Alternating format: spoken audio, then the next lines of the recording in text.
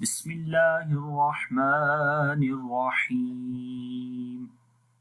السلام علیکم ورحمۃ اللہ وبرکاتہ۔ میرا نام حافظ بلال احمد ہے اور آج کے اس نورانی قاعدہ کے لیسن میں ذال حرف پڑھیں گے۔ ذال حرف کا مخرج کون سا ہے اور اس حرف کے اندر کون سی صفات پائی جاتی ہیں، آئیے شروع کرتے ہیں۔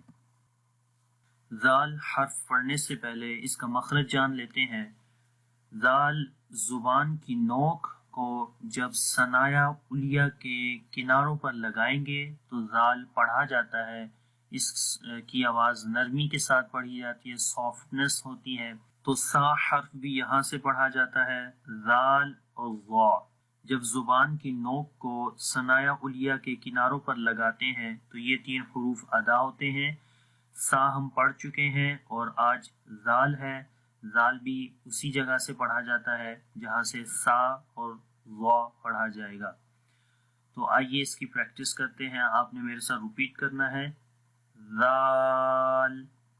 کوشش کریں کہ زبان کی نوک ثنایا علیہ یعنی کہ سامنے کے جو دو دانت ہیں ان کے کناروں پر لگے، ذال، اور آواز نرم ہوگی، منہ کھول کر پڑھیں گے، ذال ذال ذال۔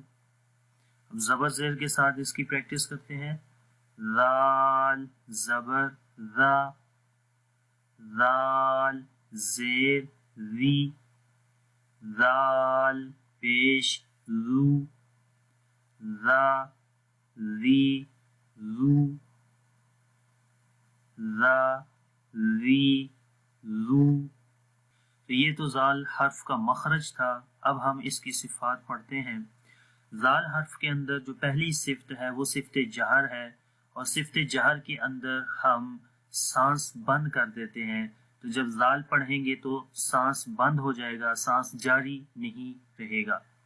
تو اب اس کی مثال پڑھیں گے، حمزہ ذال زبر اذ۔ تو جب ہم پڑھتے ہیں اذ تو دیکھیں سانس بند ہو رہا ہے۔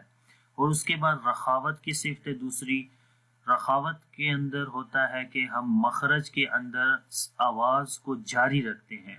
مخرج میں آواز کا جاری رہنا رخاوت کہلاتا ہے۔ رخاوت میں آواز میں نرمی آتی ہے، تو اسی وجہ سے آواز جاری رہے گی۔ اذ، حمزہ ذال زبر اذ، حمزہ ذال زبر اذ، اذ، اذ۔ تو آخر میں دیکھیں آواز جاری رہ رہی ہے۔ اس کے بعد تیسری جو صفت ہے ذال کی وہ صفت استفعال ہے۔ ذال حرف کو باریک پڑھتے ہیں اس لیے اس کے اندر صفت استفعال ہے۔ اگر آپ اس شیپ میں زبان کو دیکھیں تو یہ بیک سائڈ سے اوپر کی طرف نہیں جا رہی ہے، اس کا مطلب کہ یہ نرم اور باریک پڑھا جائے گا۔ تو پڑھیں گے اس کو ذال، اس کو موٹا نہیں پڑھیں گے ایسے ذال، تو وہ غلط ہو جائے گا۔ اس کے بعد صفت انفتاح ہے۔ انفتاح کا بھی مطلب یہ بار بار وہی چیزیں آ رہی ہے جو میں بتا بھی چکا ہوں، لیکن پھر بھی کوئی نئی ویورز ہیں کہ جو یہ ویڈیو خالی دیکھ رہے ہیں تو ان کے لیے میں بتا دیتا ہوں کہ انفتاح کا مطلب ہوتا ہے کھلا رہنا، مطلب کہ آواز منہ کے اندر آواز کا انحصار نہیں ہوتا۔ کہاں پر؟ زبان اور تالو کے درمیان میں۔ تجوید کی کتابوں میں انفتاح کی جو تعریف ہے وہ یہ ہے کہ زبان جو ہے وہ تالو سے جدا رہتی ہے۔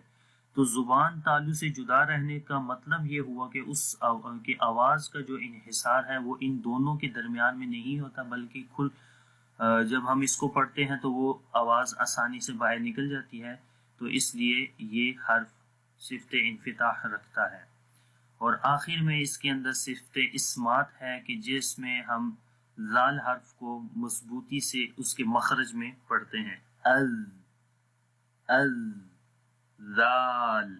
اب اس کی یہ والی مثالیں پڑھتے ہیں، حمزہ ذال زبر اذ، حمزہ ذال زبر اذ، حمزہ ذال زیر اذ، حمزہ ذال زیر اذ، حمزہ ذال پیش اذ، حمزہ ذال پیش اذ، بغیر جوڑ کے پڑھیں گے از، اذ، اذ، ٹھیک ہے. تو یہ ذال حرف کا مخرج بھی اور صفات بھی میں نے آپ کو بتا دیے اور اس کی ہم نے پریکٹس بھی کر لی.